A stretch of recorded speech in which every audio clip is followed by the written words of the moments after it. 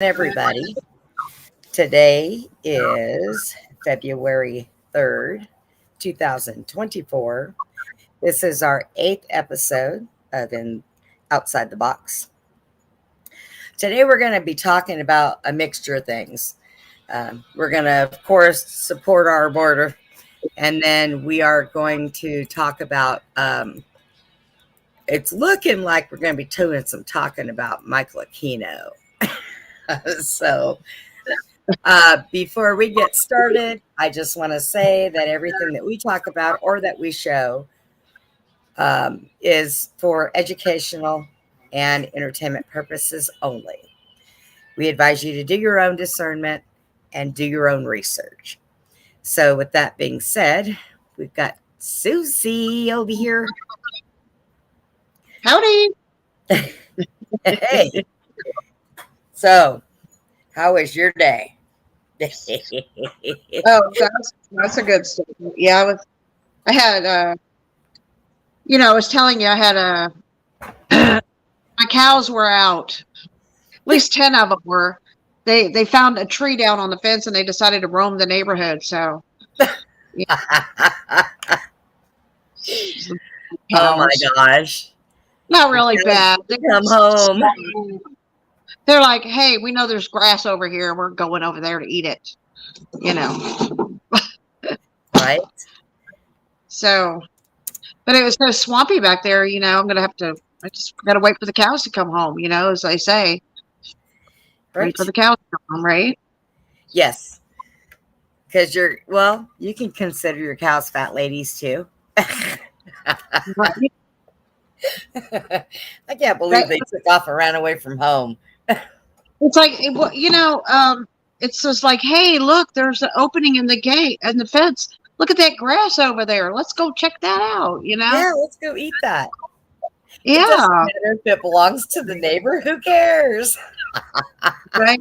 There's probably about, I don't know, maybe 80 acres and 2 lots there. And nope, it's just woods and trees and, nobody has any animals over there. So they're like, oh, we'll just go eat that. At least your cows will make it so that they don't have to mow. I mean, they should have been a little happy about that. They might come home, they might come home a little stuffed and fat and it's okay. Yeah, it's just when they go into the neighbor's yard, that's when, you're just like, uh-oh, But they're pretty gentle cows, so, Now we just wait for them to come back and then we'll fix the fence.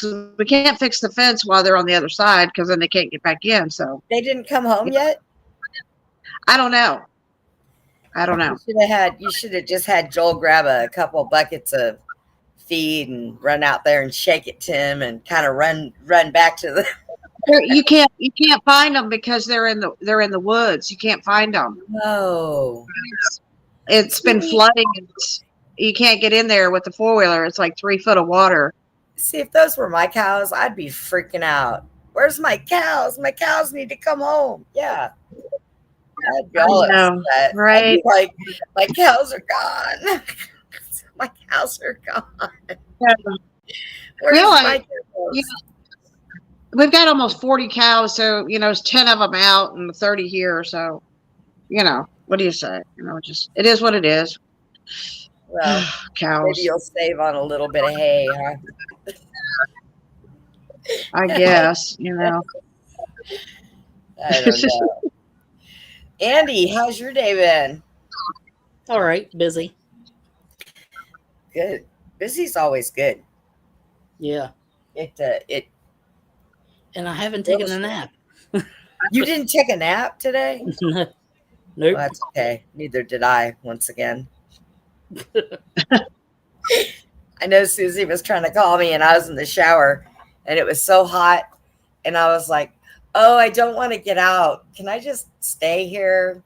And I stayed a little bit longer and a little bit longer. And then all of a sudden the water started to kind of cool off. And I was like, yeah, it's time to go. The hot water, it's time to go. Yeah, got up, went to my nephew's basketball game at 9 a.m. Oh, Got back home Oh, around 11, ate some lunch, waited 2 or 3 hours, then went to Hobby Lobby with mom and dad. Then we went to go pick dinner up, and then we came home. And we yeah. busy day. went past a wreck that we heard. Some guy decided to park inside of a Chinese restaurant. Hey, that happened here a few years ago. We still celebrate it every year at the anniversary because people passed away. Oh, He drove his vehicle through the, well, at the time it was a Libby's, not a Chinese restaurant. It's a Chinese restaurant now, but mm-hmm. and then he got out of his truck and just started open fire, shooting at everybody. And the Nice. funny A thing, Luby's? Was it a Luby's Cafe? yes. Wow. And right next door, there's like a convention center type thing, and there happened to have been a police convention there. So when they heard the Ooh, shots, they started running over there. So they were on the scene. Wow. But yeah, nice. it happened. I think that happened just before I got here. So they celebrated.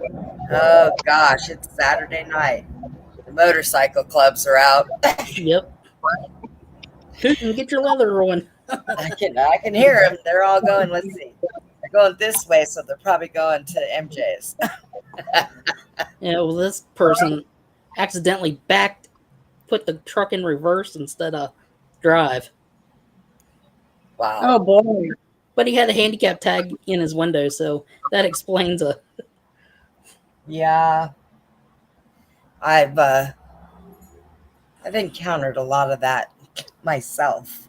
Sad part was there was a table and chairs right inside the window that he ran through. Oh my God. No, Table and chairs right inside the window. Luckily, nobody was there. right? Hey, Hi. Luckily, nobody was there. Everybody's here. Now we can have a real show. How are you? good. How are you doing? I got a bunch of stuff going here. Let me turn.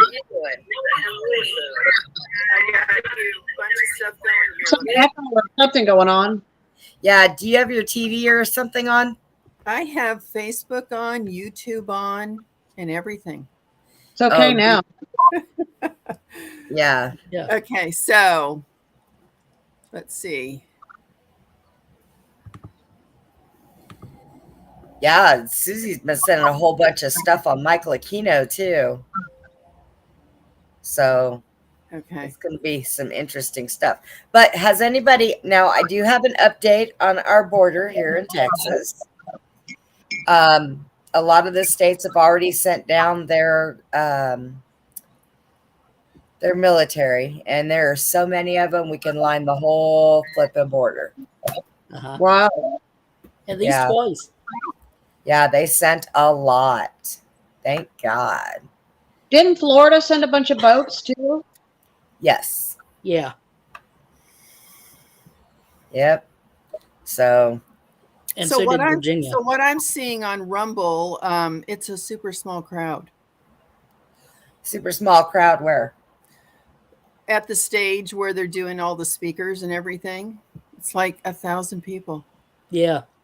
There's about 1,500 people there. Yeah, it's not like what I thought it would be.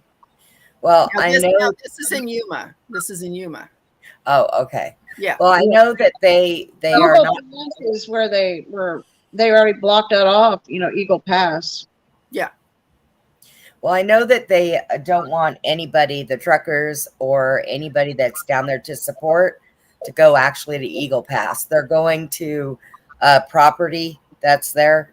Somebody has went ahead and said, "Come on my property," Mhm. and they're doing peaceful stuff and prayers and just speaking and different stuff like that. So they're trying to keep it very peaceful, which is good.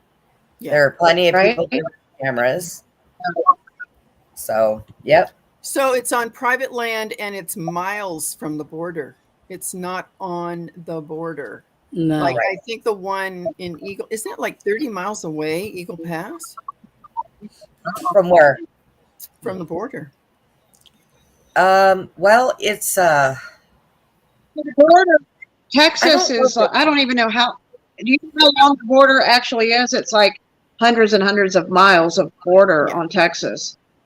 Yeah. So, I mean, we're talking like, it'd take you all day to drive it, Yeah. Yeah. It stretches out. Like for me, from where I'm at, if I wanted to even just drive to El Paso, it's almost 10 hours. Wow. Texas is a big state. I mean, it's a lot bigger than people really realize. And Hmm. I've seen signs that I posted on Facebook that says day day 2, and it says still in Texas. So, but it, I'm it not is sure. really pretty cool. It take you, Yeah. Yes, yeah. it takes quite a while. I'm planning on going up to Susie's here soon, and she lives like 4 hours and 45 minutes away from me. So it's a It'll drive. probably be about 6 hours to get here. Yeah. Yep. Everyone is far from me. I'm in the Because little corner of California where, everybody I talk to is in the Midwest, the East Coast, or in the South. Well, a lot of people got out of California. Like I said, I left California for good when I was in my 20s. I was done. I was like, nope, Yeah. nope, no more. I'm finished. Yeah. So I had to. So I I'm was sitting like, in my dining room with my overhead light, and it's like really bright, but there's not much I can do about it. is there well, I mean, I know I've got my big light on, which makes it kind of bright. A lot of times I use my LEDs and it still looks fine and it's not as bright. Normally I have Jack turn the big light off, but because once I move my stuff over here, it's stuck here and then I have to shove everything back over. So I usually just have him go by and turn that light off because it is right in my eyes and my eyeballs. So it's a little tough. Yeah. I Yeah. don't know. But sometimes if the light's not good enough, it's really hard. I hate the bright light because it makes me look so pale. Yeah. And So before, when you guys talked to me, I had the light behind me, and so it was really dark. So I don't know. We seen you pretty good, I thought. Didn't we, Susie?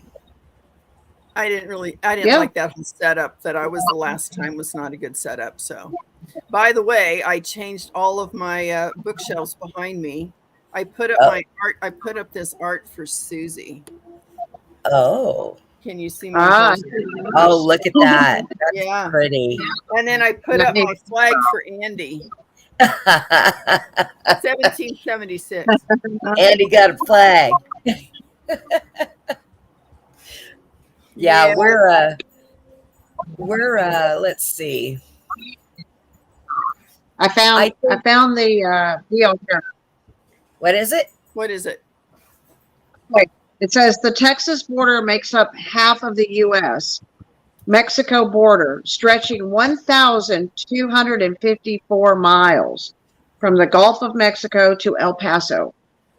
Mexican states share borders with the state of Texas. So that, or 4 Mexican states share the borders with the state of Texas. Well, that's So like we're talking over 1,200 miles of Texas. yeah. 1,200 miles. I mean, think about how long that would take you to drive Yeah. Well, 1,200 miles. I think it was when uh Cackles came down. I mean, oh, I'm sorry. When Harris came down, she went to El Paso. She never left the tarmac and said she went to the border. She was nowhere near that mess. Nowhere near it. So Yeah, I giggle. you know, I giggle when she says she went to the border. I'm like, yeah. It was Pretty probably much. a good thing that she stayed at the airport because there was people lined up with signs that were saying "Go home," Yeah. So I don't know. so Texas is literally half of the border into the United States. Texas is half. Yeah, I So mean it's we live in a very big place. Well, I was watching this guy who did mathematics, And he said, I don't know how we are overpopulated because you could take everybody that's in the United States Yeah, and they can all live in Texas with everybody having 1 acre of property and a home, I've heard that. which would leave the rest of the United States empty. But we're overpopulated. Well, Yeah, now we're getting overpopulated because everybody's moving here, Florida. I know people were saying, should we hang signs up saying we're full? so the infrastructure of the cities is super small. You have only got so many bridges, roads, water, but all the undeveloped land Yep. outside of the cities, and this is all the Midwest of the country, it's like people get so whipped up over stuff, but it's a huge country. Yes. It's a huge country, and a lot of it is undeveloped, and there's nobody in a lot of these areas, Right. like, you know. Absolutely. I mean, Texas doesn't mind people coming here. We don't mind people who come here with their families that, need to get out of a bad country. We just ask that you come here legally because we have a lot of people that are here that had to go through that legal process to be here. And they're pissed off because they're like, well, we had to go through this process. Why doesn't anybody else? Right. And I Why can't are they blame. getting credit cards and staying in nice hotels when you got people that are struggling to pay for groceries and, that are citizens, Oh, here. I'm telling you, I really would like to just sit down with these elites and say, okay, here's what we're doing. I get $900 a month and I have to pay rent, utilities, backup groceries, and dog food and everything else. So I'm going to give you $900 a month and I want you to run your household on it. And you tell me how far you get. Can't have nothing else, just $900 a month. They think the economy is good. Let's try it.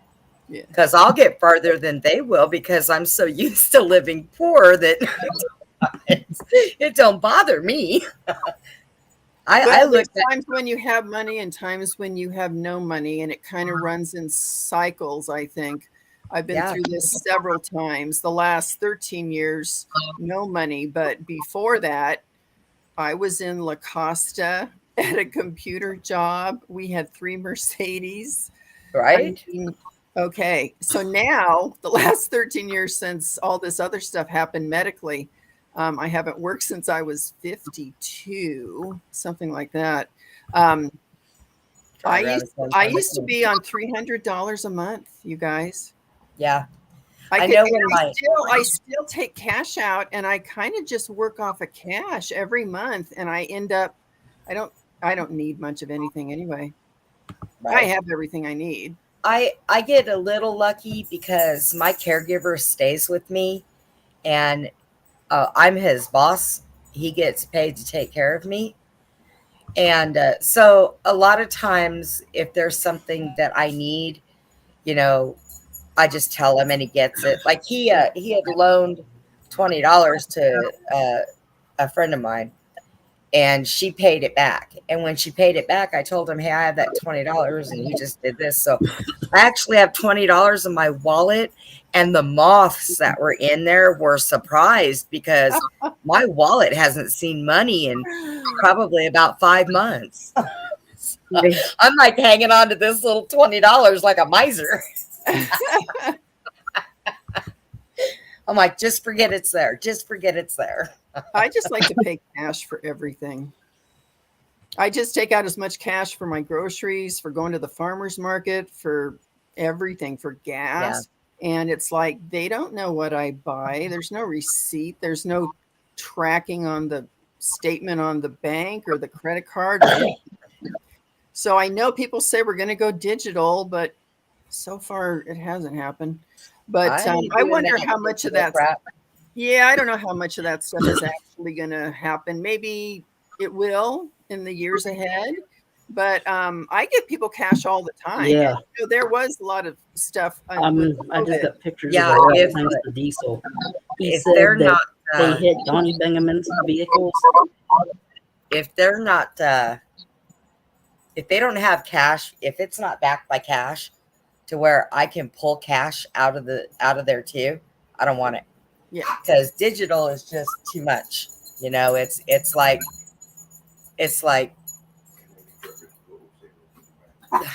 they can control it. They can turn it off. Putin. That is enough. I think I was thinking about the cash situation because Putin went over to a gold-based cash, and and then those countries over there are getting away from our cash, the Rothschild cash. You know what I mean? Yep. So I think that people are talking about trying to get away from the Rothschild banking and the Jew banking, and then that's why they want to start another way of financing for us here. So I'm sure in time they probably could. Yeah. So also the commodities, as far as holding silver, gold, and other metals, the problem is not all states will recognize it as tender. So the good thing about California does not. I mean, yeah. See, I'm in Texas, and they do. I know. So I've been looking at states to relocate to that will do like exchange for silver, primarily for me. Right. And, and states that like you to have a pow. I mean, that's good. Right. Yeah. So it limits like what you can kind of pick from, because if you get all that, your criteria or whatever, it limits you to like 3 or 4 places. Right. I mean, the government for way too long has always had control over everything everybody did. And a lot of people don't see it and they don't know that. Can you fit there? Let me put a screen up. So a lot of people, they don't know it, which is horrible that they don't know. But they're fixing to find out that it's not going to be okay. It's not going to be all what they think. They've been doing it for so long. They take advantage of us. They take our money. They control everything. So the deal is like, it's convenient to use your debit card or your credit card and not carry cash. It's more convenient.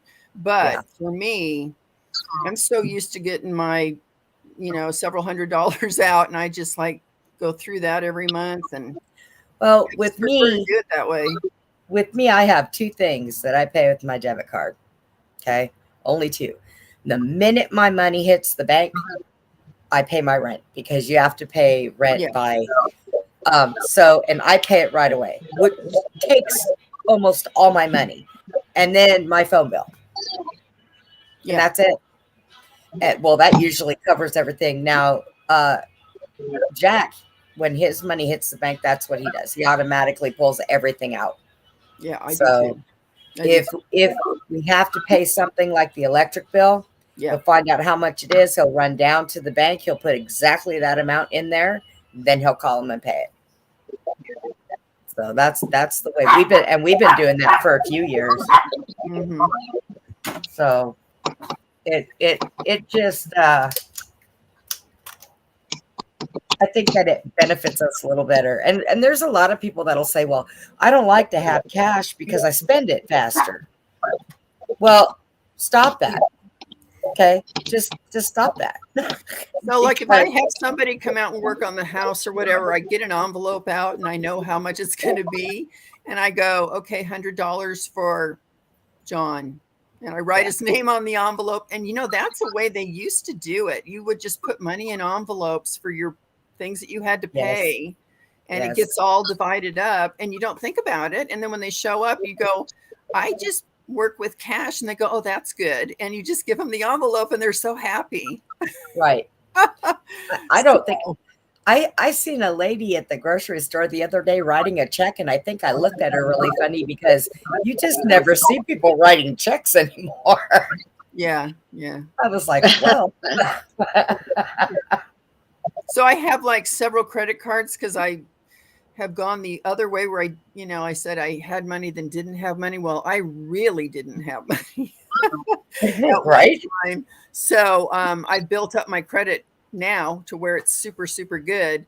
And I use the credit card that pays me money back every month.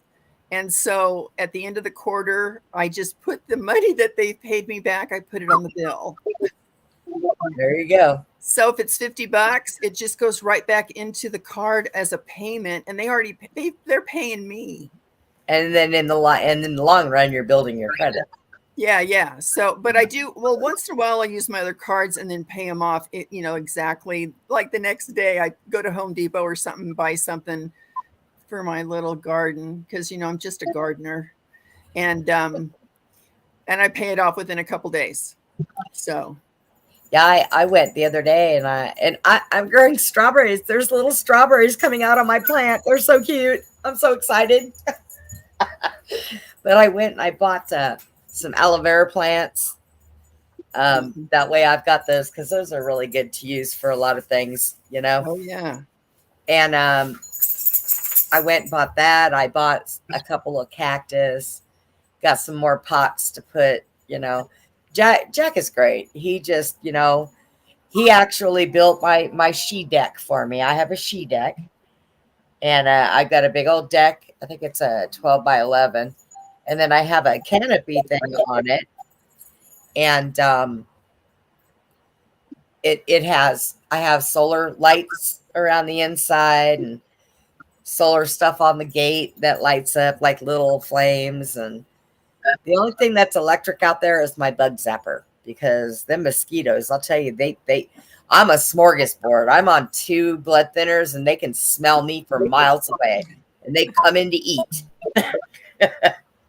So I have that bug zapper. So I was going to ask you if you had seen that Netflix, they cloned Tyrone. I hadn't seen that. Did you see that, Susie? I'm not sure. They cloned Tyrone. Yeah. They cloned Tyrone. It's about just a rap group guy, and they show like the Matrix pods where they got the people in the tubes and they're feeding them and all that jazz in They Clone Tyrone. And then Kiefer Sutherland, like I told you, Brenda, he's actually a good guy at the end.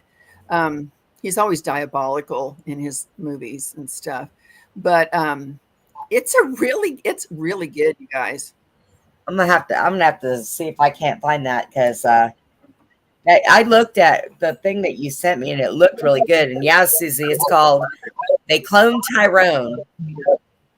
And I'm looking at it now. Yeah. Yeah.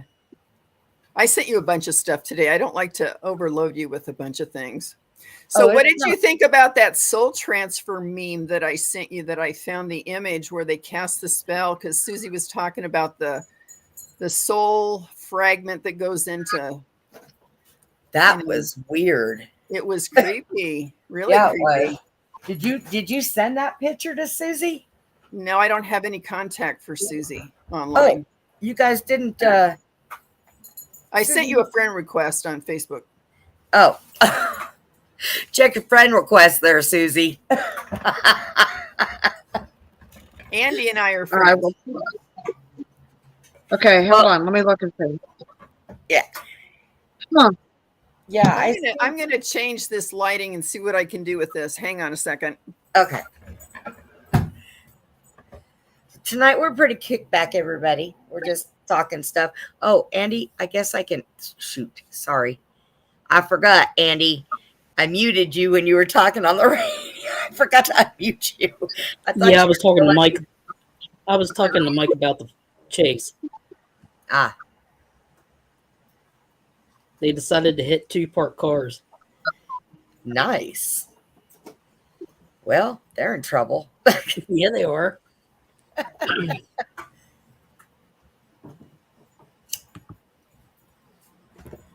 Susie, I was thinking when I come up there on that Friday and we go to that thing on Saturday, we're we're taking that weekend off from doing the shows. Okay. That maybe I don't Friday. know. Huh?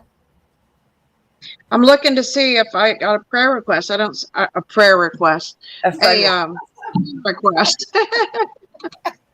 She might have to send it again. It might be buried, or you might have hit it, or something. I don't see any. I'm looking in spam and well, I'm looking, but I don't see anything.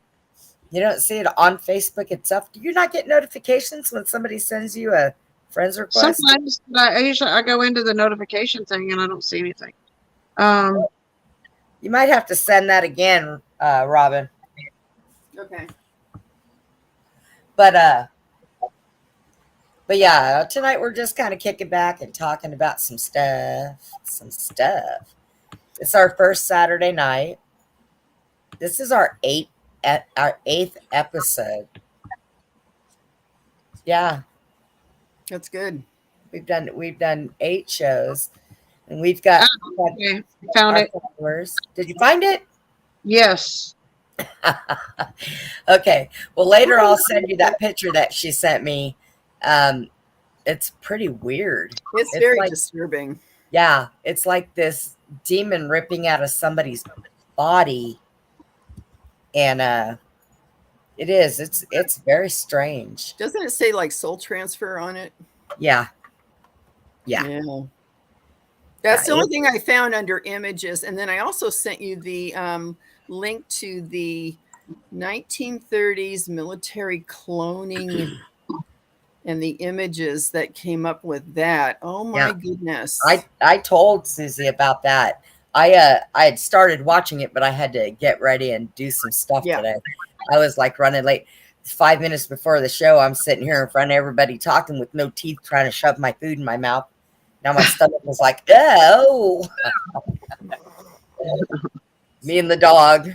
I'm trying to eat and cut up his little chicken pieces and give it to him. I'm trying to eat my French fries, and had the dog begging, the other dog begging, the cat begging. She's sitting over here down by my feet looking like, where's mine?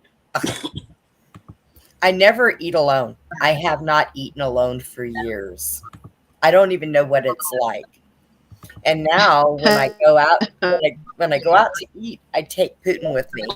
And of course he sits down on his little thing there on the floor, but I still have to give him a little bite here or there, because he'll just sit and stare at me like I'm the worst mommy in the world because I'm not feeding him. They're crazy. But yeah, Susie found a whole bunch of stuff. I guess you want to tell her what happened with the whole Michael Aquino thing, that there was something going around that wasn't true. Okay, so Michael Aquino was murdered back in 2019 in Australia, and then a guy named Mitch.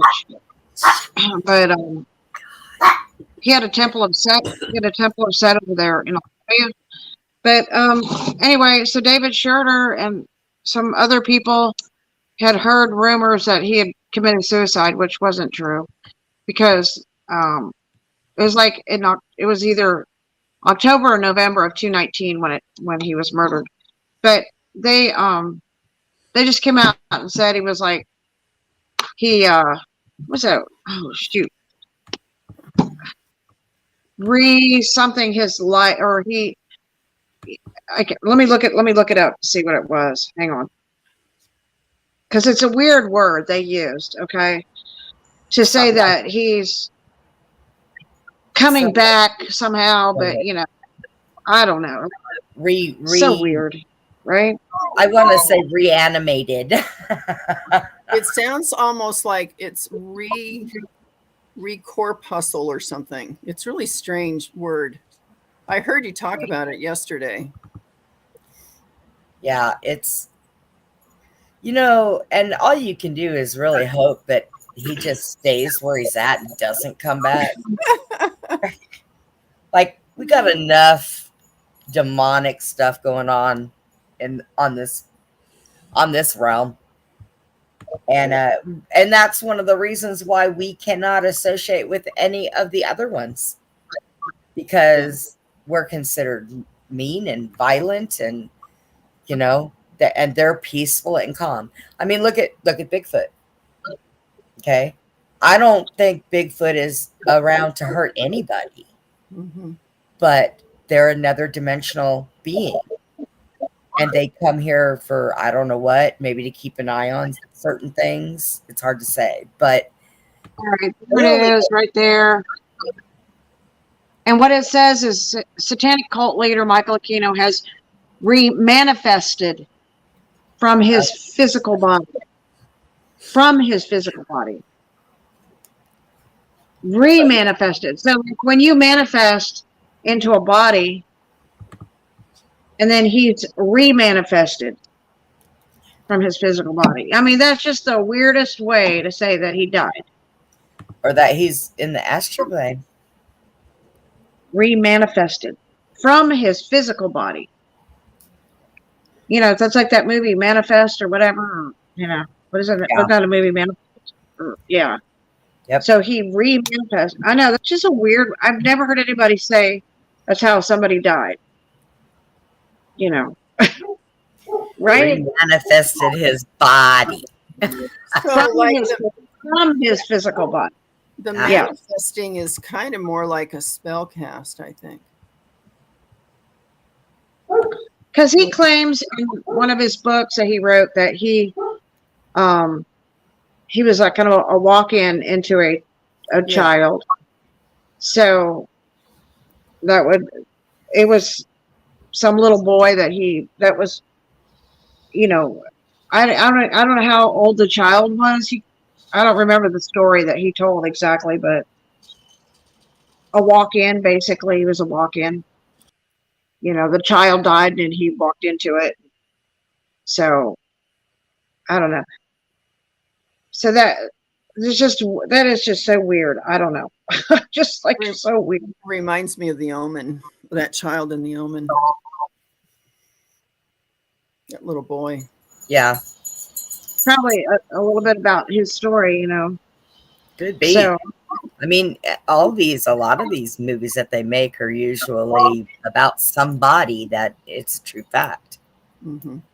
so, you know, the whole community of people that knew about Michael Aquino were all asking, you know, back in 2019, oh, we heard he died. How'd he die? And nobody talked about it. And then even in the Temple of Set, you know, news and stuff, they weren't talking about it. Nobody was saying anything. You know, it was kind of crazy, you know.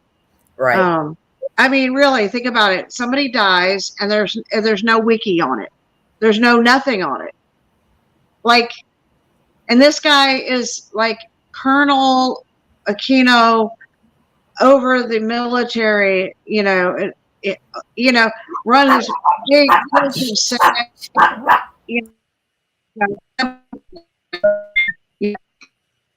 but yet nobody can say how he died. I mean, come on, that's simple. Like even Hollywood people have dates when they die. You know what I mean? I like the ones that we hear that died, and then a couple of years later we see them again, and then they'll die again in a year later. It's like, wait a minute, I thought they were already dead. What happened here? So, Apollo Creed. They could have been doing a Mandela effect. Did you hear that? They may have been trying to go back in time and bring him back. You know. So, yeah, Apollo Creed died yesterday. Yeah. What's his name? The black guy. I can't think of his name. That was in Rocky. Oh, yeah.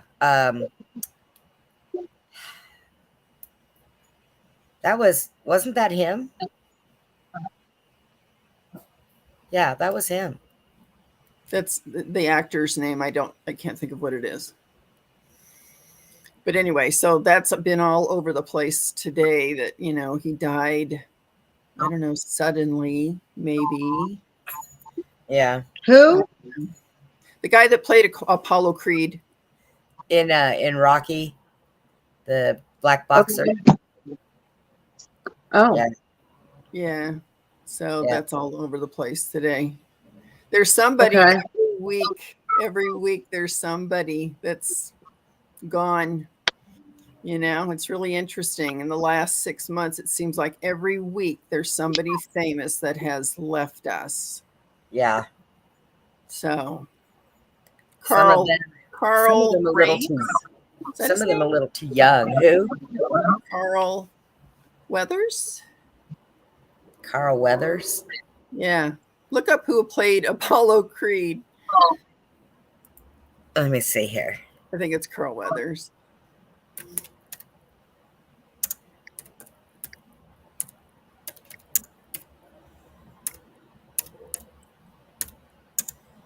Carl Weathers. I think so. That's what it says. And So, Rocky, because he played in Rocky. yeah, Apollo Creed. Credit So card, I was going to ask you, what do you think the percentages of these people, say the last 40 years, that are not, they're a 2.0 now? What do I think about it? Yeah, what's the percentage? Because I think yesterday you were talking about how there's a list of people that might not be here anymore. So are they 2.0s? They're well, um, they're all older. We do know that. But there was like 900 of them. I'm not sure who is still. I mean, the ones that are older, they need to hurry up because before they do actually pass away, bring them out, and a lot of them are ready. I mean, they're ready. So I'm talking So, about the people in the last 4 or 5 years that we're oh, still those. seeing. We're still seeing. I'm not talking about the 900 that you're Oh, talking oh, about. oh, those. So like the Yeah, current people that you I think see that are, I think you some of know, them are cloned. I you know what? Back in 2012, you know, we were all looking at that Mayan calendar stuff. You know, like okay, all this weird stuff's going to happen in 212, right? Well, I noticed a lot of preachers, people, movie stars that were in their 70s and stuff that I remembered had died, and then all of a sudden after 212. All these people that supposedly died aren't dead, and now they're like 90 and 100 years old. yeah. I mean, I'm like, what? You know, because the Bible used to say that a generation was 70 years. Okay, now it's saying it's something like 120. So it's like all of a sudden these people were given more time. You know, they got an extra 30 years or something. I don't even know, but I it's seen huh? I seen a video that was done of a lady that lives in India, and she eats really healthy. She's 141 years old. Yeah. I've seen old people for a long time. I mean, like really old. I remember there was a guy that was like 200-300 years old over in India or something. You know, and there are people that live that long, but you know, I mean, the Bible clearly said you know they were living to be 969 years old. I mean, Yeah. so you know they were living almost 1,000 years. You know, And they say it's because of what they're doing to us. but the Mandela effect thing is so weird because, like, for example, I know a guy named Rick Joyner who was head of Malta. Also, he's a preacher who is over the charismatic churches. He was put in place by the Vatican. That's why he became head of Malta because that's a Vatican thing. But he oversees a lot of the charismatic Christians, churches like IHOP and International House of Prayer, and a lot of these. Paula White, all these kind of preachers and stuff like that. They're all part of it. Benny Hinn, all these people. Well, Rick Joyner was a guy who was joining the Catholic Church to the Protestant Christian Church, like Kenneth Copeland, it's a big church. You know, they had the Pope, and so anyway, so I was going to a lot of those meetings and stuff like that. You know, with the IHOP. You know, the mega name preachers. I was going to the different places. So Rick Joyner was a friend on my Facebook. Well, back in 2012, the guy gets cancer and dies. Okay, so I'm sitting in the living room talking to Roger, saying, "Wow, I can't believe Rick Joyner's dead. You know, that's just crazy. He was like 70-something years old or something. I don't know." I'm like, it's just so weird. Well, about 3 years later, the guy ain't dead at all. All of a sudden, he's alive again. And I mean, there was like hundreds and hundreds of people texting, his wife saying, "I'm so sorry about Rick," and all this. And about 3 years later, like, the guy ain't dead. Like how did that even happen? And then his wife has got cancer and she dies.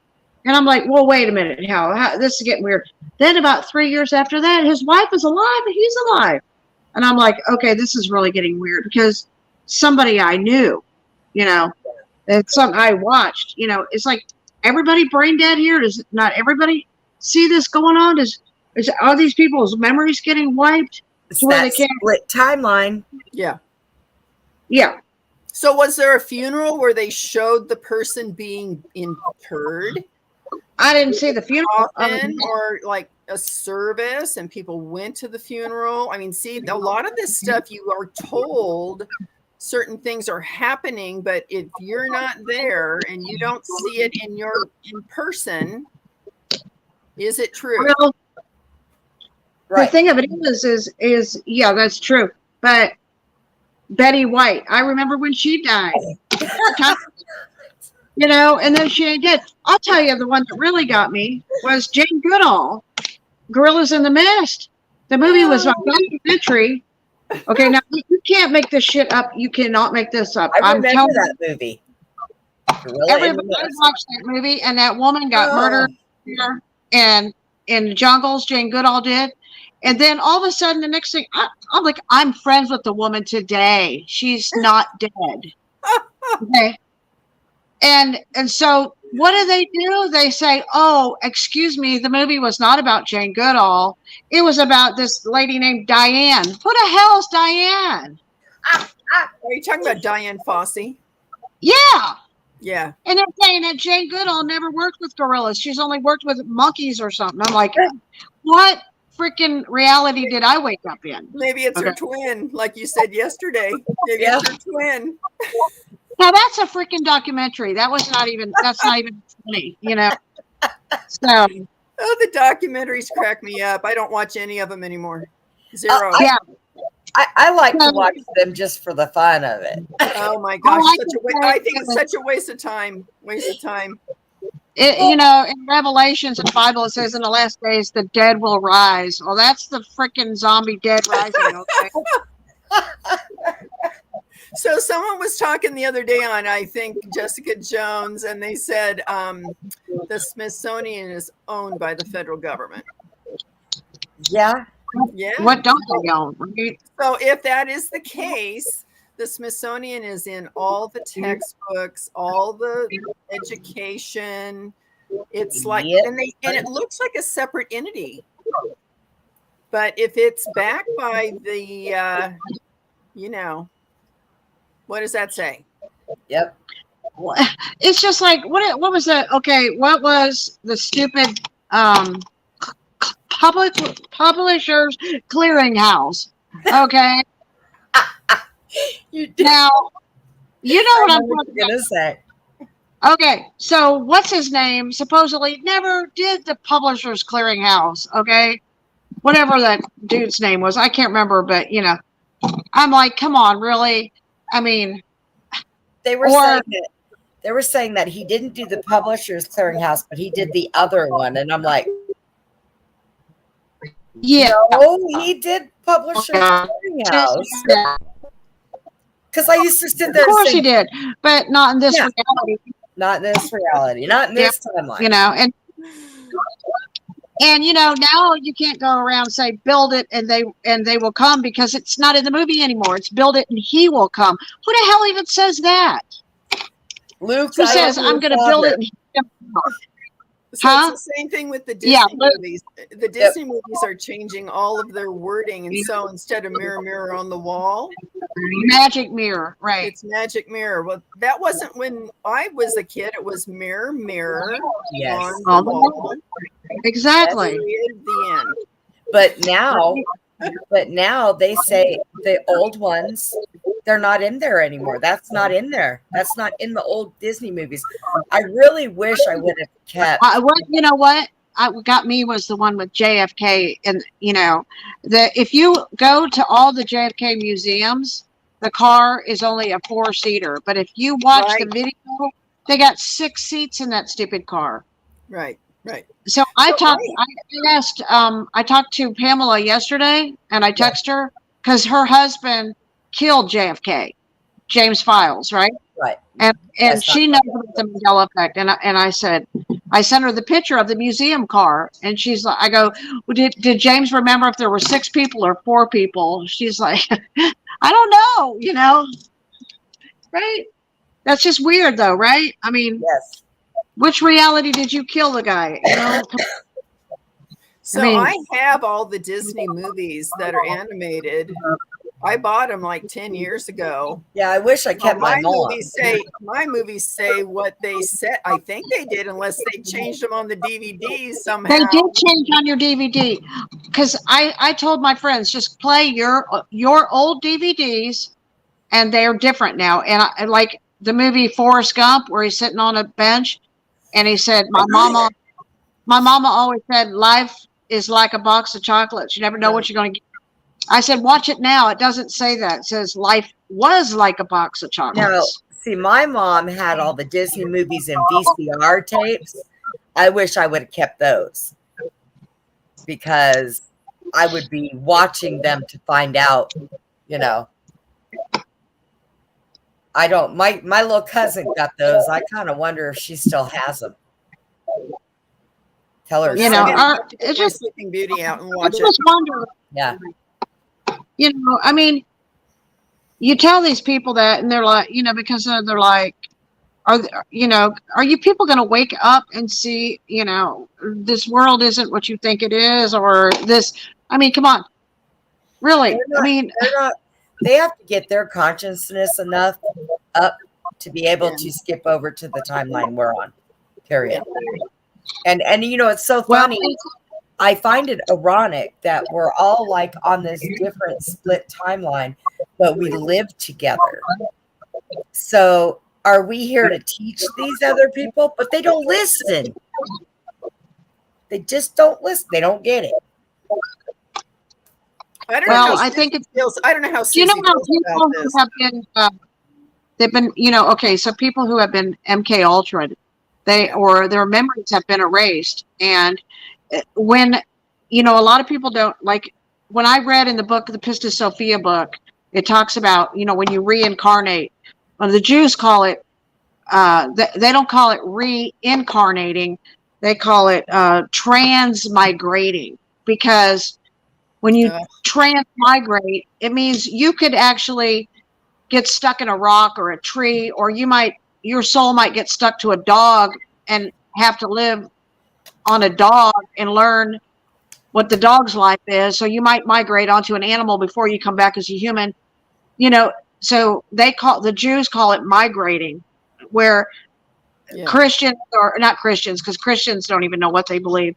They really don't. They all argue they have like 50,000 different denominations within Christianity, and not one of them agrees with the other one. Okay. They don't know if there's one God, 2 God, or 3 gods. Okay. They just don't know. They don't know if Jesus is God, or God is God and Jesus is a son, or they don't know. They don't even know. Okay. They're like, they all want to chop each other's heads off over it. Okay. It's true. It's like the most indoctrinated religion that there is. Yeah. But it's true. So you can't make a Baptist and a Pentecostal ever not agree on the same thing. Never. Okay. They'll tell you that their religion's right and every other religion is going to hell. That's exactly what they all say. So with that being said, you can't even discuss, it's just like the story about Judas Iscariot. And there's 2 stories in the Bible. In one story, Judas says he goes out and he buys the potter field after he betrays Christ. And then he goes out and hangs himself in the field. Then in the other story, it says that he throws the money in the temple and the priests buy the field, and then he falls down and his guts fall out of his stomach as he bursts open. So, I mean, what story is it? I'm like, there's two stories. They can't even get the stories right in the Bible, so, are you going to be on the guts guy side, or are you going to be on the hanging side? I mean, which story do you want to tell? Because apparently, probably neither one of them are correct. Okay. Well, That's my opinion. I have always gone by that whole saying that, see, Jesus preached wherever he was. You didn't have to be in a church. You didn't have to be in a building with a bunch of people. He preached where he was, whether he was by the ocean, up in the mountains, out in the desert. So I've always kind of, when I was going through what churches that I felt comfortable with, I always ended up going back to that same thing. You know what? I can read the Bible. I can study. I can pray. I can talk to God. I can talk to Jesus in my living room by myself. The point really is this. If the Bible has like two stories about one person, and then you go and the more you read the Bible, you start seeing all the inconsistencies. If you're an honest, truthful person and you read that, then you should start to question everything. Even if you don't see it happening in the, Jane Goodall story, or, build it, they will come story, or if you're not even a mirror on the wall kind of person, if you read that Bible, even if you are that indoctrinated, you should be able to see that truth, that something is not right. Something is amiss. And then you should start to question everything. I just put that up today on a thing that I posted on Facebook, where the guy had a whole bunch of aluminum foil that was on the shelf. Yep. And he said, "This will help me with my next hat." And so then I put a picture of this wonderful fancy hat that was made out of aluminum foil, and above it I said, "Question everything." So I think what Brenda is talking about is, how can you talk to people, or is it our place to like do whatever it is we're supposed to be doing? And if they don't have an open mind, no. Right. If they don't have an open mind, you are wasting your energy. And you have to be able to size that up quickly. Yeah. Quickly, because they become little energy vampires. Yeah. Whatever. Or they want to argue. I'm not going to argue with anybody about anything. I have learned with my daughter that I just don't say anything to her anymore, because she wants to cut me off if I do. So what I will do is I will sit, and when something happens and she comes to me and she says something about it, then I'll talk to her about it. And then if she asks me about something else, then I'll talk to her about that. Because bombarding her with what is going on is not getting nowhere. And I should know better, because that child is hard-headed as I am. So I came up with the perfect answer for everything, Brenda. What's that? Sophia, who is the Greek word for the Holy Spirit, wisdom, right? She told me, she said, sometimes ignorance is bliss. Yes. And I say, well then, okay, good, because I'm going to say, God bless you. Yeah. Right. I like it. Yeah. Right? I mean, there's no argument then. You just like, God bless you. Not bless you, bliss. Because they want to live in bliss land. They don't want to wake up. Right. They don't want to wake up. They want to live in the illusion. They want to live in their illusions. Okay? They don't want to see reality. They don't want to know reality. So they want to be blissful. Yeah. So I was listening to Michael Sala today because he does a Saturday review of the week. And he was talking about how wherever you're focused, that's your reality. So like whatever you're putting your attention on, that you are creating your own reality there. Right. Well, that makes sense. Because, I mean, we focus on finding truth. We focus on going through and saying, okay, so we read this Bible, it said one thing. We read the other Bible, it said no. I mean, we focus on research. So by doing that, that's where our reality is. We know there are things that are wrong. I think that because we asked for the truth, we asked to know what's really going on. Yes. Oh yes, I have. And I have prayed and prayed and prayed, and Jesus just showed me. I get afraid of doing that because every time that happens, I end up having some wacky dream. Yeah. Then I have to sit and make sense of it.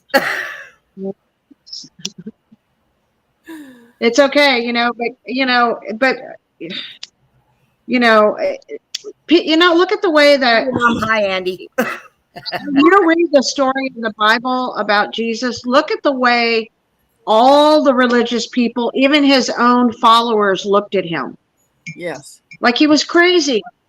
Like, I think he was the first one to wear the tinfoil hat, Yeah. I'm going to make one because Glenn does that to me all the time. Tells me to get my tinfoil hat on. I'm going to make a tinfoil hat. I'm going to get a baseball cap and I'm going to cut the bill off of it and I'm going to put it all on there and I'm going to make some whirly design on top of it. And when he tells me to get my hat, I'm going to put that thing on and say, I already got it.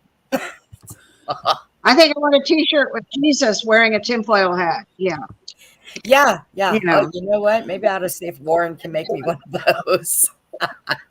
So some of the things that Dr. Sala was talking about is a conspiracy theorist. If you're an investigator in the police department, you work on what is the conspiracy of the case. Yep. So they're conspiracy theorists. If you are researching, then you're looking to see, what is going on. All it means is that you are a thinker. You're a free thinker. You're a free thinker and you're not being told what to think. Yep. That's all. And how many people have a hard time with that? Everybody. Yeah. Pretty much. So you guys know about the 80-20 rule, how that works? No. You heard of it? Okay. So throughout history, whenever there's been any kind of upheaval or major changes, only 20% of the people do all the work. And the other 80% sit back. It's kind of like the herd. They'll sit back and they'll watch to see if the 20% are making any headway and it's working out. And then when it does, they are quick to jump on. But it's always 80-20, always has been. So think about that in all the situations you've been in. It's always, even like if you have a board, like an HOA or type thing, or people that want to volunteer in the community, it's only about 20%. The other 80%, they're kind of the givers and the takers. Like the 80% are the takers. And the 20% are the people that are giving their time, they're volunteering, they're serving others, and the 80% are serving self. Yep. That makes sense? Yep. Yeah.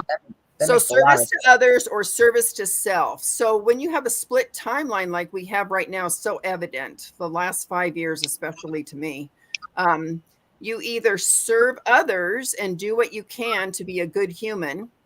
I have this one thing I post all the time. It says, be a nice human. Or it's service to self. So if you have a narcissistic society globally in all countries, you've got all these narcissists, that have entitlement, and they're the little vamps that run around and, feel like they should have everything. So they're the 80%. Wow. That's like what we're dealing with. When you're trying to talk to people, it's like they're coming from like, well, what's in it for me? Or prove it to me. Yes. Type of thing. I think that, like I need evidence. I need proof. You yeah, know, Right. like I Right. think that's gotten that 80-20%. I think over the last couple of years, at that 80% has rose towards I the hope so. 20%. Yeah. I really It might believe be that. 70-30. I mean, I'm gonna tell you, I don't know if you guys have ever 20, actually yeah, sat 20. and watched. Yeah, I don't know if you guys have actually ever sat and watched a Trump rally, but that man has football stadiums full, even down on the ground. Yeah. And there are people that can't even get in that are tailgating. They put a big screen outside so people can watch the rally because they Right. could not fit to come in. And that is everywhere he goes. Yep. Everywhere. Here's a theory that makes sense to me. When any person looks at that Bible, right, and it's a book, it's a story, some man has written it down. He's telling, this is a story about this guy, this is a story about this person, this is a story about Jesus, and they're all telling their side of the story, right? And then you get to the end of the book and it tells you how everything ends up, right? Okay, so basically it's already pre-programmed. It's already telling you how it started and how it's going to end. Okay, so they already know. Like, okay, so that's why I say we live in a matrix that's run by a program. Yes. And it's very obvious with the Bible as a blueprint that this is a program, that we've been indoctrinated with a program, okay, that has a beginning and has an end already. I mean, how do you get to the end if you haven't got to the end yet? I mean, honestly, you know what I'm saying? I mean, it's a program. We are in a program. And so people are like, their brains are programmed, and they can't snap out of the program. They're like, you know what I'm saying? They can't wake up. I know that there is a lot that's going on right now. And our biggest problem, and I'm going to tell you right now, the biggest problem of waking people up is mainstream media. Yeah. If mainstream media would start putting out what's really going on instead of making everything fit their own little narrative, people would wake up a little bit more, because that's what they say. Like the problem I have with the one person that I try to tell. Well, that's not what the news said. Well, that's your problem right there. I tell them the news is fake. The news lie. We lie to you, news. That's exactly what it is. And he's Well, like, look at the movie Matrix. huh? Okay, remember? Look at the Matrix movie. Okay. Yeah. Right. Okay, so you had Smith and the Joneses were the ones keeping everybody locked into the program, right? And if you tried to wake up from the program, they like came after you, right? I mean, that's basically, you get called the guys with the tinfoil hats, if you're trying to wake people up from the program. Yeah. And this all started back, in the 50s when everybody had a TV in their house. It started with the Rothschild education system, and they started rewriting everything and telling everybody how to think.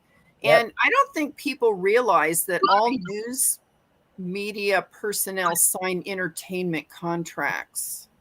All of them. Entertainment contracts. And so it even says, if you look into the research on what is the news, for entertainment, it's not to inform you. Right. It's not. So people don't understand. They're actors. They're actors. Yep. And they're under entertainment contracts. So that's something you might want to mention to your family that is so resistant to whatever it is you guys talk about. Right. Which would, kind of goes in line with the Truman Show, and you have, and all these other shows, that kind of show you that, And they get 4 a.m. talking points. Everybody gets the 4 a.m. talking points. It's the same for every network. So when they come on, they all say the same thing. It doesn't matter what channel you're on. At 4 a.m., they get their script. What does that sound like? Script. Right? Comes right out of that. For a stage production. Yep. For actors to read. They get it every morning at 4 a.m. It's the same one for all the networks. Yep. So then They all say the same thing. So when you flip the channel on mainstream media, it's like they actually are saying the same thing at the same time, even. I've seen that. Yeah, they're all yeah, that's Mockingbird Media. That's the real thing. And a lot of people then don't if you know talk to people about that, do you know what they say? They say, well, that's because it's all the same news, so the news channels are putting it all out. Well, Trump's been saying forever, fake, fake, fake, fake, fake. Oh yeah. Fake, fake, He's fake, been saying it. He knows. There's no investigative journalism anymore. It's all opinion. Well, there is. It's called social media now. Well, so independent media. Yeah. It's called tinfoil hat people. That's right. So, but the mainstream media, they don't do any research. Nobody's sending any major media networks down to Texas or California or Arizona for this border thing. It's a 100% media blackout. Yep. They're not showing any of it. And instead, what they're doing is talking about the war over in the Middle East and that they're going to be sending more stuff over there. And that just happened within the last 72 hours when the border thing was going to happen on the 3rd of February. That's one of those look over here, not over there things. Exactly. So they did that. I think they didn't even tell the truth about that. They said they got a drone attack in Jordan, which never happened in Jordan. It happened in Syria. Yeah. You know, so that So they can get that story straight, you know. Yeah, so 3 people were killed in that, 2 women and a man. Not Jordan. Service.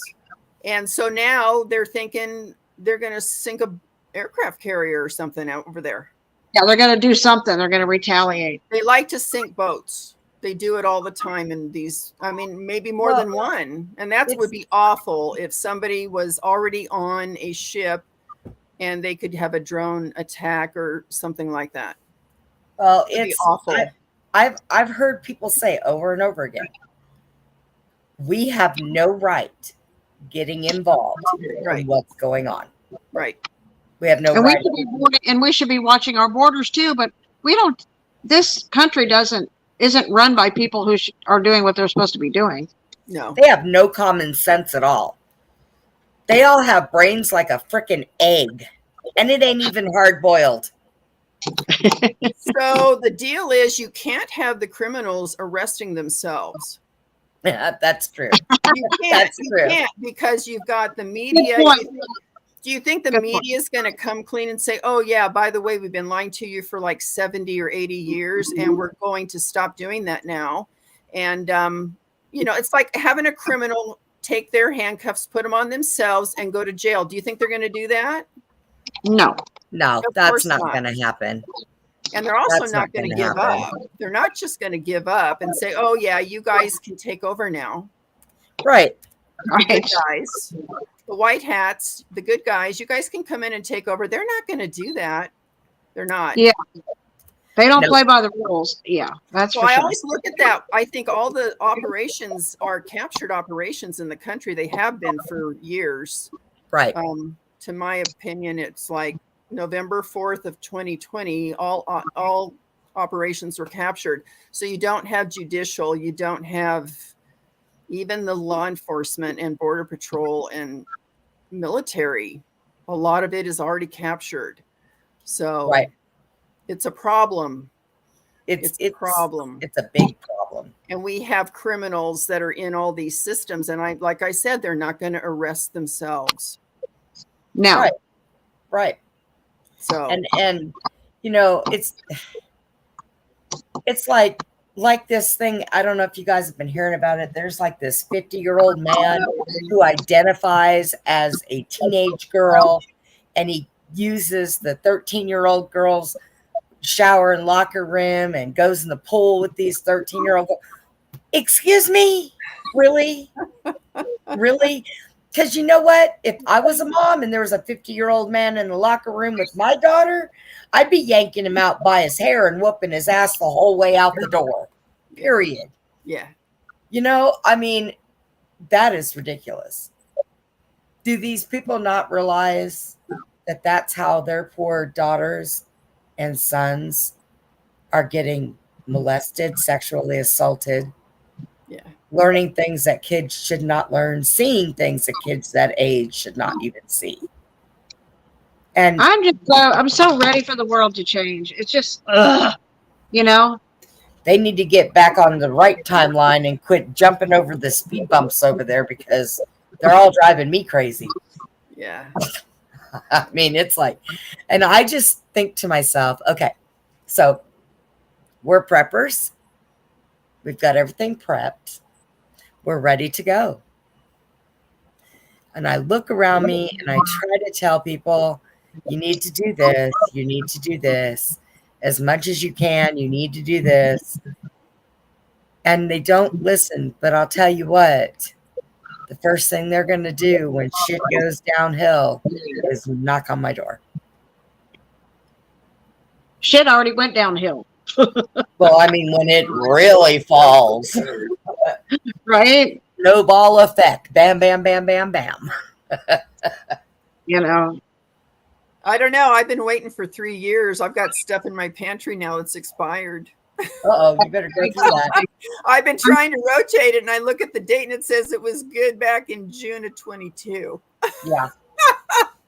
We do that. Like, I have to have this week. sometimes I wonder if that's just another psyop Yes. to get you to buy a bunch of products. You're And, right. you know, You're right. oh, I was we got gonna this say, problem. Susie. I was going to say, Susie, everything is a program. Everything. It is. It really is. Everything is a program, and the only It's a way that you can, it's a fear factor program. Yes. We're going to make you afraid, and you're going to run out and grab a lot of toilet paper this week. You know. I never did understand that. I was like, when that happened, I was in Bastrop, and when that happened, and I watched these two ladies beating each other up over the last roll of toilet paper literally Right. beating each other for freaking toilet paper. right. Really? And, dang, there was some Kleenexes at the next aisle. I mean, come on. Well, you know what was exciting about that, because we haven't had that Friday after Thanksgiving when everybody goes and fights over stuff. They haven't been doing that lately, so maybe we should have put toilet paper on sale too. oh my goodness. You know, this toilet paper company's made a lot of money, you know. Yeah. Yeah. I heard that there was people that stocked up on so much toilet paper that they overspent. So they were in their trucks out in these parking lots trying to sell that toilet paper to Yes. them.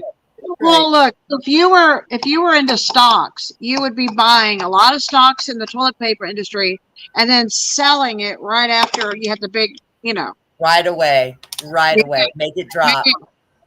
I mean, you know, these people know how to make some money now. Of course. I'm telling you. Yeah.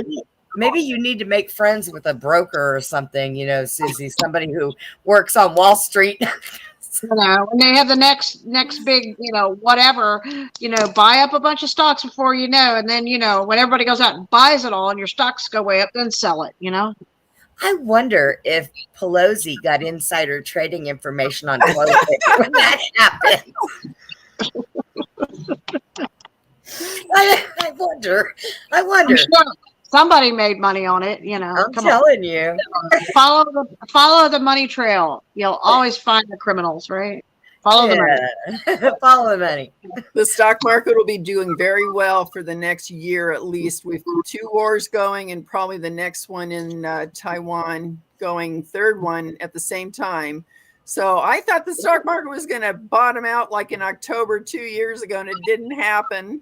Well, and then it didn't happen, and so now it's like, well, it's going higher, you guys. It's going higher. This whole thing with Taiwan, that needs to happen. There are some things that they need to go in there and take care of. Yeah. But but yeah, this whole war is good for the stock market. the stock market just needs to crash. Maybe Pelosi needs to go up and buy all the rest of the stock market. she, Oh my she can goodness. she can invest in, you know, people going to her house and dancing around. So I think their salary is like $220,000 for the Congress people, and then they're worth like 20, 50 million each. I know. I was Oh listening to a thing that was going down the line talking about what they were worth. Pelosi's $62 million. And I'm like, those people don't make that much. There's something 220,000. wrong here. Because you know what? I'm in a wheelchair, but I'm pretty sure I can go be a congressperson. Just wheel myself in there and do it. No, we're not giving you money for that. Bam.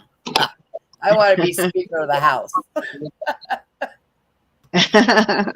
Susie's right. We've been going through this for a long time now, and I always say this is a 10-year transition from about 2015, before DJT made the scene, down probably to 2025. I think it was even before that.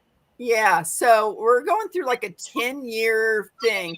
I don't know if you guys listened to Wano Saban. So he said, how long do wars take? Well, the last one, like World War II, was like, what, 5-6 years? Yeah. So not talking about Vietnam. No way. I'm not talking about that. Oh, God. Like, World War is usually 5 or 6 years. So the one that they started in Ukraine didn't really pan out like they wanted.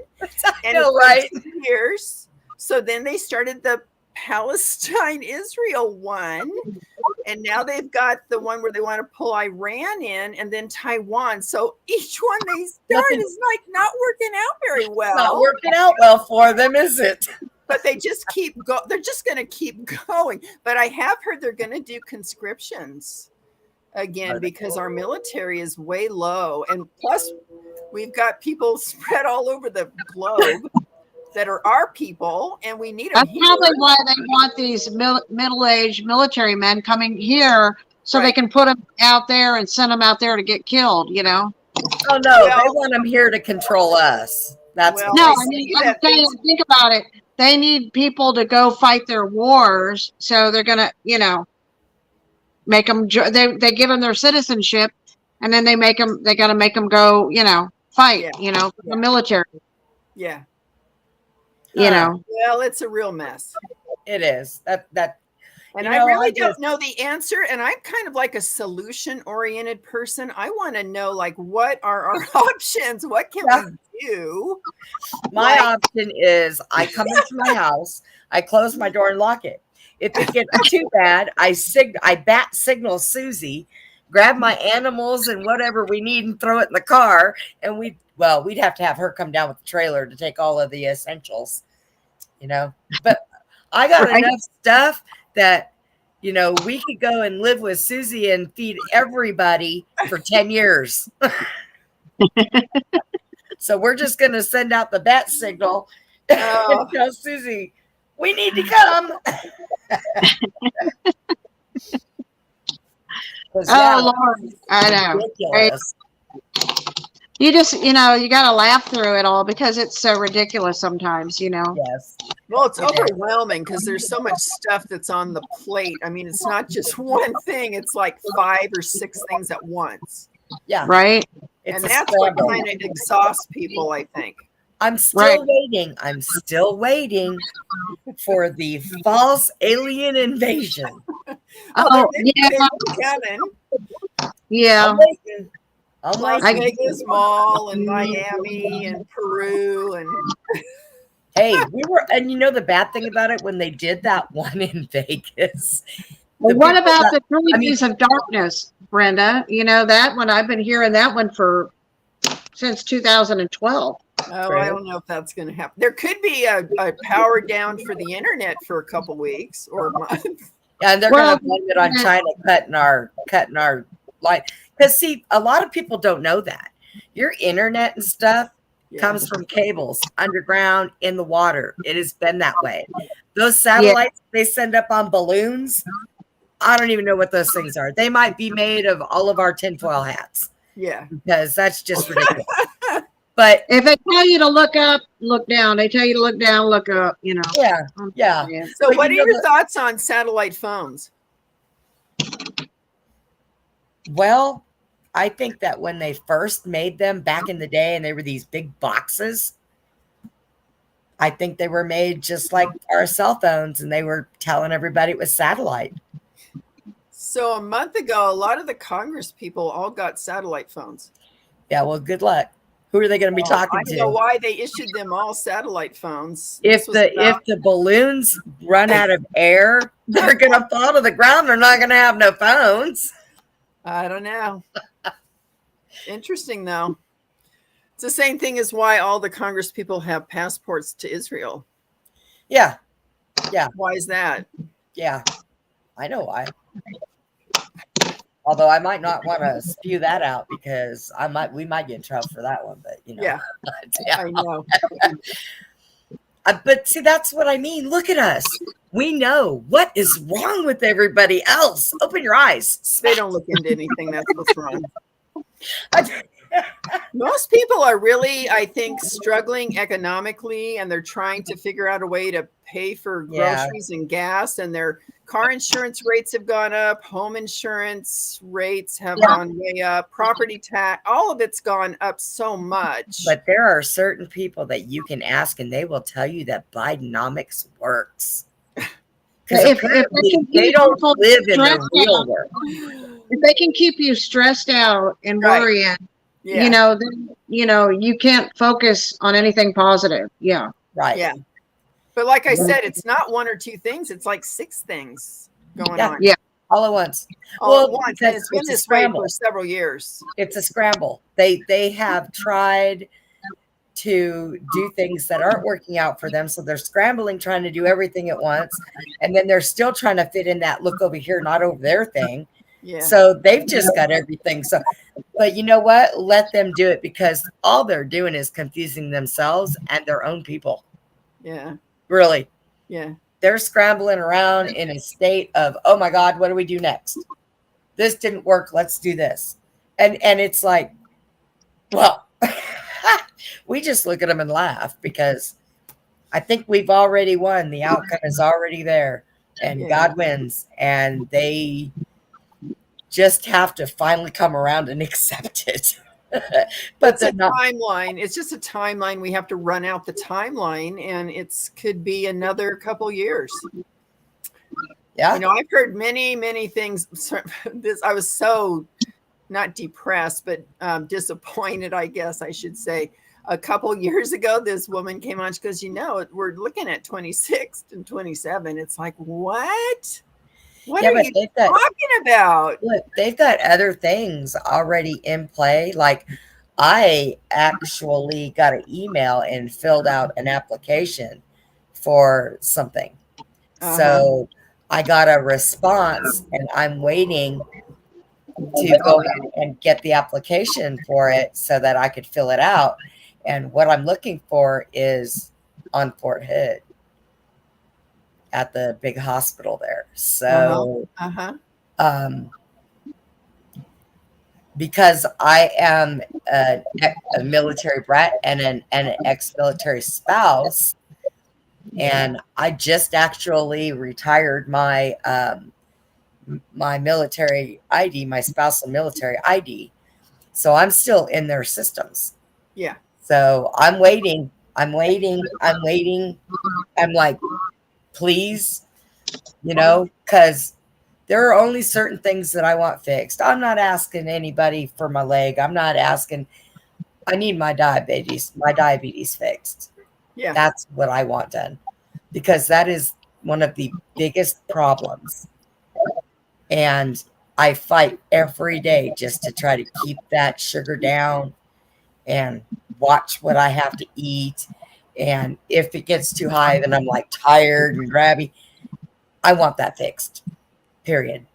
The interview with Tucker today with that guy I sent you this morning, it is all about that. And it's Is it? really super, super good. So I I'll have to know watch I that. sent you a bunch of stuff, but if you could look at that, I Oh, think he talks from I'll watch that, and then I'll send it to Susie, and she Yeah. can watch it, because It's really I good, mean, you guys. with her, I'm amazed. You know, she's in her 60s, and the woman still rides cutting horses, Yeah. still wrestles with her cows when they run away from home. And, you know, the horses, she Will has be. no problem tearing down trees and putting them in piles and burning them and, you know, building walls. And I'm like, good Lord, woman. It's good though. Well, Brenda, I'll get Joel to pray for you, because Joel, my son, when he prays, you know, it's really good. Yeah, Really she's got a good kid. Yeah. And now the devil has tried. The devil has tried to interfere, and Susie caught it. Yeah, that was a weird. Yeah. And on that one, it was so weird because, like, she had this dream that these people were like vampires. They were sucking her energy. Well, she woke up, and it was hilarious because, like, the next night I had a dream, and I called her up and I was like, look, I don't know these people. I've never met these people. But, dude, I watched them suck every bit of energy out of you and throw you in a field. Something's got to happen. And she nipped it in the butt right away, took care of it, because she's got a good kid, and I would really hate to see him fall. I mean, he's not like a normal kid his age, you know? He's Well, they he's have a what country boy. is they have these. Okay, today's kids, they go online, they play these video games. Okay, so these video game, there's a website called, what is that? Oh, I don't even remember what it's called anymore. I do not. Hang on, I A got lot of the kids like Discern or something, some group that they go in. These kids go in, they form these groups, and they play video games. And a lot of Satanists get in there, and then they befriend the kids. Okay, and then once they become good friends and stuff for a while, they will move to the town that your kids are in. Oh, good Lord. And then they'll target them, and then they try to get kids to commit suicide and stuff like that. Yeah. So and that's what those people did. So do you think that's the Omega programming, Susie? I don't know. So there's alpha programming, delta programming, omega programming is the one to self-terminate. Okay. So super soldiers have the omega programming. They have to fight that a lot. And that's like Montauk. Arkeem Ra, I sent you something on him too, Arkeem.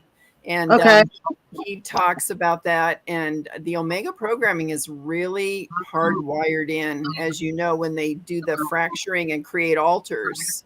Yeah. So if they don't want you talking and stuff, it's like, let's do some voice to skull technology and do an omega program and tell them it's time you don't need to be here. So, yeah. Have you looked at, you know about the sex kitten programming and all that too? I've heard of that. I just didn't, I never heard of the omega connecting to that you're talking about. Yeah. Yeah. It reminds me of the picture. Yeah. So there was a really great video, and it showed like Disneyland and all the castles, and that's like the satanic programming. Yeah, and you all know the what? Castle images, and that's MK Ultra, but it's just broken down into programs. Yeah. So you know, the Delta too. I grew up. Huh. I grew up going to Disneyland, and it wasn't until I got older when I realized the first thing I ever heard was Walt Disney hated kids. Then I thought, is that why all of his movies, the mom dies and the kids are left alone? And I thought about that for a while. Then when I got a little older, I started checking out Walt Disney, and then I found out that he was a pedophile. And then I was like, oh, great. That's lovely. It's a small world after all. Yeah, it is. I remember being on that ride. You know my story about Michael Laney, right, Brenda? Michael Laney? Yeah. Probably. Michael Laney, he was the vice president of Walt Disney, Michael Laney. Oh, okay. Okay, so me and my ex-husband met him in Orlando, Florida, and he wanted to hire my husband to murder this girl so he could have a boyfriend. So we hid her in our bedroom, in our hotel room. We hid this girl and told her not to show her face because we were going to go over and get the $10,000 from Michael Laney and give her the money so she could go and live a nice life and get away from these, pedophile, faggot, murderer, vice president of Walt Disney, right? That's what he was. So we go over there to get the money, and this big henchman walks in and he goes, "They didn't kill her. She's in the room." And he runs for the gun. He grabs the gun and he starts chasing us out. We're running around the hotel trying to get away from, Michael Laney. And he's got his gun, and I'm running, and I run into a car and jam my wrist. And I'm like, freaking for like 6 years, my wrist hurt, And so I ran into that car so hard trying to get away from him. And so he stops to turn around and he goes back to his room, and we go back to the room, and I tell that girl, you almost got us killed. We're trying to save your life, and you're supposed to stay hidden, but you didn't. And then that guy seen you, and then we didn't get you no money. So now you got to go and just, we got in our car and took off. We're like, we're out of here. And needless to say, I'm not going to Walt Disney anytime soon. Okay. Right. But Michael Laney went to prison for molesting a 3-year-old, I think about 6-7 years ago or something like that. So yeah, he finally got caught. But how many people do you think he murdered and killed from 1982 when he did that to us till like 5 or 6 years ago when they finally arrested him? This is the vice president of Walt Disney from the 80s till, recently. Okay. Yeah, that's pretty bad. Well, you know about the 33 Club at Disneyland, right? I've heard some of it. I mean, about Masons and all that. Yeah. It's the 33 Club, and it's part of Disneyland, but you have to be kind of invited to be a member of the 33 Club there. It's on the property. I gotcha. Yeah. It's an actual area of Disneyland, probably not above ground. Probably not. I don't know, because there's all kinds of stuff there, you don't know what you're looking at when you're looking at a wall. You don't know if it's a door or wall or what it is. Walt Evil Land. Yeah. So there's some comparisons of Hitler and Walt Disney. Do you know about that connection? I've seen that. Yeah. Yeah. So take a look at Walt Disney and then take a picture of Hitler and look at them together. I've heard that. I've heard a lot of people compared him to being. Yeah.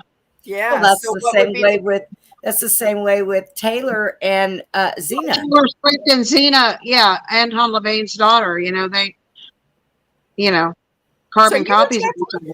I know Brenda was going to look into the negative RH factor for the bloodlines and being able to clone that bloodline, or you were going to look into that. Do you ever have time to do that today? No, I didn't have any time to do that. I still haven't done that, but I do want to do that because I'm really curious of why, if it is a certain bloodline that they cannot clone, like maybe a Jesus bloodline, And what about the Lincoln bloodline? Lincoln bloodline is Jesus bloodline because I Lincoln, know. Yeah. So the Kennedys and the Trumps and a lot of people are in that Lincoln bloodline. Yep. Also, the people that were on the Mayflower. Oh, but you said Trump. You know what I looked at? Yeah. Okay. Gene Ho, who was Trump's photographer, right. He just did a TikTok yesterday, and he talked about in the scripture about the trump of God, Okay. Yes. And he said, if you look at it in the King James Version, it says the trump of God. But if you look at it in the other versions, it says the trumpet of God. Trumpets of Trumpet God. of God. The Right. trumpet. And Right. then, and so he's saying that the trump is the trumpet. Well, in my genealogy, I looked at, I don't remember what it is now, but 4 or 5 generations back, one of my grandfather's name was Trumpet. Uh-huh. So, and it's actually the same genealogy like Trump. So I have like, because see, my grandmother, my dad's mom's last name is Maple, and he married a Maple. Trump did. So I have the Maples on my dad's side, and I have the Trumpets on my mom's side, and the Maples on my dad's side. Yeah. And you know what, Susie? Do you know what your blood type is? This is I'm a weird one. I was born B negative, but I also became B positive. But I think I'm still B negative too. I'm probably just a weirdo. I don't know. Have any of you had the trouble of not being told what your blood type is any longer? No, I order my own blood tests. Yeah. Yeah. So if you go into the doctor now, I think there's a thing where they don't tell you what your blood type is anymore. Yeah, they don't like telling you. Really? What's up with that? Right. I don't know. I got an appointment with my doctor. I'll ask him. $11 for a little kit and test your own blood. You know. Oh yeah. Well, if you do anything yourself, you're better off. But I'm just saying, if you're going to go into the medical matrix and you want just basic information about your own blood type, they won't tell you what it is anymore. So Andy said that his blood type is red.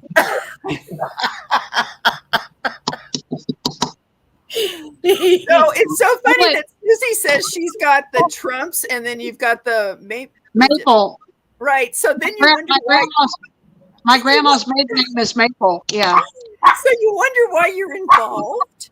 But what's really funny is my grandmother's was like, okay, her mom's name was Sarah Lee, and her husband's name was something Maple. I'm like, really, Sarah Lee and Maple Sarah Lee, like I thought that was kind of it's too funny. Right. And it's so, oh my goodness. It's like, I was going to ask you guys about cord cutting. Do you know about cord cutting? How to do that as far as cutting energies every day, and you do that every day before you go to sleep, and sometimes before when you wake up. Yeah, I probably do that a lot. I probably am saying stuff like it's more like it's like a meditation, and what you do is all the people that you come into contact with, you've got 6 feet out from you is your area. So anybody that comes in there, or even if you talk to them on the phone or whatever we're doing, they're still attaching to you. So every day you should do a thing where you think about who you were around, and then you cut all the cords, and you can do it mentally with like a golden sword or a pair of golden shears. That's cool. And you send them off, and you wish them the best. Even if you don't like them, you send them off and wish them the best. And you can't turn around and say, I hope you fall in a hole of mud. No, you can't do that. It has to be benevolent. So when you cut these, there can be chains. Like some people, I feel, are anchored in with chains. So you might want to use like your sword to break that chain. Right. And you do it like every day, and then it cleans off everything around you. But you got to be aware to do it, because if you don't do it, just go to bed, and you wonder like, well, I have sleep paralysis. How come I can't move? And stuff like that. Well, I know there's a lot of times that Susie and I are on the phone until like God early crack of dawn. I mean, to the point where I hang up with her and fall asleep with my phone just right there. It's a protection exercise. That's all. That's a good one. Yeah, I had a weird deal one time. I had this guy named Kim Quarterman. He's supposed to be a preacher that rebukes demons, right? So he calls me on the phone with his group of people, and there's like 4 or 5 people, And this is back when my husband had demons, and I was like asking them to pray with me for him. And so this guy, he's on the phone and he says, he calls up the demon that's bothering me. He literally like called it up, and the demon started talking on the phone. Okay. And while I'm on the phone, and I'm like, there's like 5 people on this call, and the demon says, I can't touch her. She has a hedge of protection around her. The demon said that about me. Uh-huh. Now, the preacher turns around and says to me, I think that demon was in you. And I'm like, dude, did you not hear what the demon said? The demon said he couldn't touch me. Hello? I'm like, and he was on the phone talking, you know? I'm like, oh my God. So I was like, this guy is a phony, fake dude. I mean, I'm like, first off, who calls up a demon to talk anyway? Yeah, Like, I really? think that's a good idea. Right. Like, what is that? I have a demon that lives down the street. I need to call him and see what he's doing for dinner. I'm not calling no demon. I'm like, I'm gonna tell the demon to hit the road, Jack. Don't you come back no more.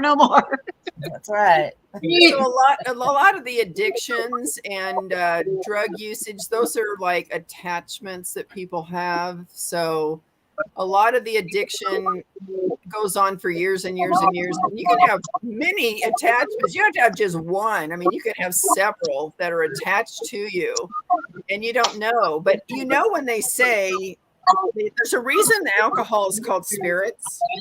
So Right. yeah, so like if you have somebody that has an alcohol or drug thing going on all the time, you know their personality is different, and you know that's not the person that you used to know anymore. Right. It's like they're different because they have this addiction's taken over. But I see it more kind of like what you're saying, demonic intervention or whatever you want to call it. They're attachments. Right.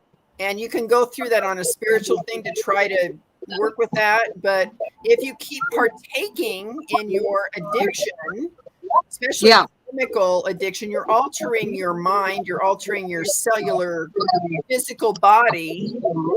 You know, you're allowing, it's like a gateway. It's a gateway to let the spirit in. Right. Mm-hmm. It is So, true. Yeah. So if you're going to alter your mind through chemicals, or I don't know, some people even say 420 pot is like opening up a doorway. Good. You know? Yeah, because it relaxes your mind. Yeah. And it leaves room for things to be able to enter. I know a lot of people that they're not the same people I knew when I met them. No. And some of them were just really, I don't know, mean and nasty. And you know, I have basically cut ties with almost everybody. I used to know everybody. Everybody came to my house and hung out. Stop. I met up with people, but I've cut ties with those people. Yeah, that's good. And you know, and I don't miss them. Well, you don't have anything in common with them either. No. I mean, and also they like your energy too. I mean, they're greedy little vamps. I mean, some of them I worked with. Yeah. Some of them I worked with. And it was really weird because when I was around them, you know, before I would get there, they would all be like just sitting around not doing anything. Then I would show up and it's like the party started. Yeah. And you're right. I would be so tired when I came home. It's like, why am I so tired? That's not me. I'm always doing things. Yep. You know? Well, I did drug and alcohol counseling for 10 years. Oh, So, wow. You know, I had thousands of clients, and you see them at their very worst. And everybody, it seems like every family has been touched by this. So I don't have any judgment on any of that stuff. Right. I didn't come up through a recovery situation myself. I went through the academic. I was interested in this drugs and the human brain in 1982 when it wasn't even a thing. Yeah. But I just always have been interested in that. And I will say, and this people won't like it when I say this, but all the psychology and psychiatry and all that stuff. And I was a counselor for a long time, for many couple, 3 decades of all that stuff. It's a program and it's all opinion. Yep. It's all subjective opinion. When you talk about psychology, psychiatry, it is rooted in philosophy. Philosophy is the foundation of psychology and psychiatry. So Yeah. it is an opinion for all these disorders that they keep changing every year in the DSM-10 or whatever it is now. They just make up something else and they take something out and they add something in. Yep. So again, it's a program. And I know people really say, well, you know, I have this, or I'm this, or I was diagnosed with this. And you know what? It's all about pharma. It's all about pharma. Yep. And that's why they say, well, here, let me put you on this drug. Yeah. You know? Well, some people get a lot out of talking to a counselor, and I think that's probably valuable because most people now don't have relationships where they can talk to family members or friends. That's true. Or they wear them out. And so now you have to pay somebody to go and talk to somebody for an hour about how you feel about stuff. Give them Susie's number. She's used to that. But anyway, that's just, I know it's not popular. I know that's not a popular opinion because people really have been programmed, hardwired that you need to go see a counselor. I think they're quacks anyways. Well, I was. You probably know pharmacy or is pharmakia, which is known as sorcery too. Right, yeah. Right. Again, yeah, so opening up a gateway with these drugs that are mind-altering drugs. Right. So, you know. Absolutely. It's a kind of a thing. And then all the people that were conspiracy theorists, they threw them in insane asylums in the 50s. Yep. Chained them up to the wall because they were thinking and questioning, like, what's going on here? Especially the women. It's like, you're not allowed to talk. Just go in the kitchen and make pancakes. Right. So you get hysteria. So the thing with Freud and all that stuff, it's like, it's his opinion that formed and based all this stuff for decades of thinking. Yep. It's a big piece. Right? A big piece. We have been to the point where we are running out of time. So it's been fun. Yes. I kind of like every once in a while when we get on and just hit different subjects and talk about different things. And, you know, it's good to be focused on something, which, you know, it's a good thing. But every now and then it's okay to throw some stuff in there and talk about different things. Makes it interesting. Right. I think it keeps us out of trouble. Or get us into trouble. We get on one subject, we change it to another real quick, and it's like, well, can't get good for that one. No, I don't. And you know what? I don't even worry about it anymore. So that's the way it is. Well, we'll see what happens. I know. I did when I first started talking about doing this. I told Susie, we better start putting money back and saving Bell money up. We may need it. We may need it. But anyway, so we're going to go ahead and wrap it up. Susie, all right. You don't have another Awake Nation this Friday, right? I think she wants me to go on the Dark Outpost Friday. Oh, okay. Because I can do an hour there, and only 30 minutes is hard to squeeze something into 30 minutes, you know. Right. Yes. No. And Andy, you're doing anything here? The coin show next Friday? He's muted. Unmute you. Okay. Do you have the coin show next Friday? Yeah. Okay. And Robin, are you planning on doing anything else? Yeah, I haven't decided yet. Who knows? I don't know. Who knows? I'm always busy doing all kinds of stuff. I always just say I'm just a gardener, you know. I'm retired and I'm a gardener, and that's all. A matter of fact, I went and bought my new plants, so I'll be sitting out there tomorrow doing some repotting and wrapping my sticks with copper wire and all that Yeah, stuff. yeah, for sure. That electroculture is the way to go. Yep. I like it. I found a So- whole bunch of stuff on the World's Fairs also, if you ever want to do that for a show. Oh, The World's Fairs. And if you really want to have fun, just put into your browser fires in the USA, oh, and you'll see all the cities, all the major cities have been burned. you know what? States. Yeah, I don't doubt that at all. So there's fun things you can do to fill up your time, like just put in fires USA. See what happens. Yeah, and Susie's my little gold digger right there. She gets in them rabbit holes with those Yep. shovels and keeps on And I going. think Andy would really enjoy to see all the fires that have happened over Yeah, the maybe- last 100 years, all the major cities. Maybe that should be Andy's job. Andy, Yeah. you look up all the fires. I know, speaking of those fires in You're 2011, muted or something. I can't hear you. We can't hear you, Andy. oh, can you hear Andy? We can't hear Andy. Try now. I hear, No. a fire. I hear a fire engine.